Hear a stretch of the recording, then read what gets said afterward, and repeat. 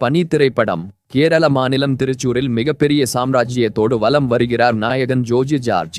அவருக்கு தெரியாமல் அங்கு எதுவும் நடக்காது என்ற சூழலில் குற்ற செயல்களில் ஈடுபடும் 2 இளைஞர்கள் அவரது வாழ்க்கையில் குறுக்கிடுகிறார்கள்.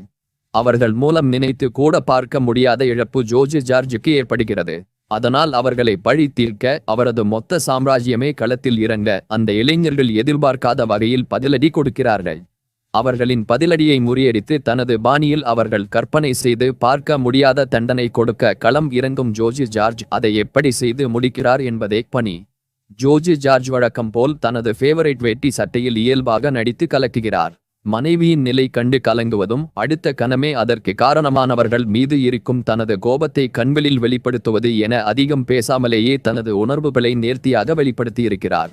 ரவுடி வில்லன்களாக நடித்திருக்கும் இளைஞர்கள் சாகர் சூர்யா மற்றும் ஜுனாயஸ். இருவரும் மிரட்டுகிறார்கள்.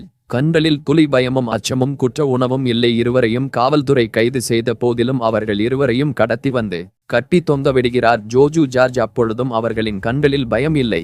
என்ன அடிப்பாயா இல்லை கொலை செய்வாயா என நக்கல் அடிக்கிறார்கள். மறு கணமே ஒருவன் வெடித்து சிதறுகிறான். அப்பொழுதுதான் அவனுக்கு பயம் தெரிகிறது. பயம் கண்களில் தெரிய இவனும் வெடித்து சிதறுகிறான். தவறு செய்தால் தண்டனை பெரிதாக கிடைக்கும் என்பதை உணர்த்தும் படம். ஏற்கனவே கார்த்தி நடித்த நான் மகாநல்ல படமும் ரவுடிகளை அடித்து குழி தோண்டி புதைக்கும் காட்சி ரவுடிசம் செய்பவர்களுக்கு எச்சரிக்கை செய்த படம். மொத்தத்தில் பனி படம் பார்க்கலாம். சோனி மற்றும் சன் நெட்வொர்க்கில் படம் உள்ளது. அல்லது டவுன்லோடு செய்து பாருங்கள்.